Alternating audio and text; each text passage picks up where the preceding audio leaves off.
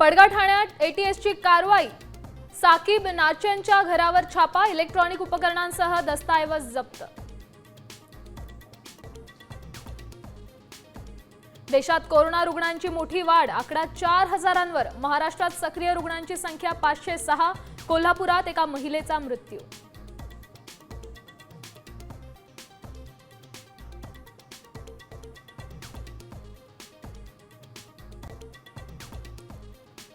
किनारपट्टी प्रदेशात उद्यापासून पुन्हा येलो अलर्ट। बुधवारपासून राज्यात मोठ्या पावसाचा अंदाज।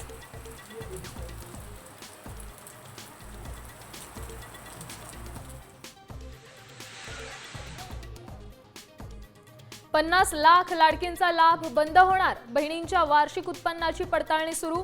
सरकारने आयटीकडून मागितली उत्पन्नाची माहिती, तर अपात्र बहिणींवर कारवाई करणार नाही, अजितदादांची माहिती।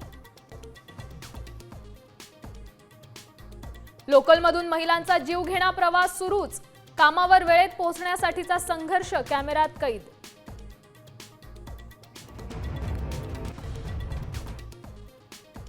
महिलाच नव्हे, पुरुषांनाही मिळणार एसटीच्या प्रवासात विशेष सवलत। परिवहन मंत्र्यांची मोठी घोषणा।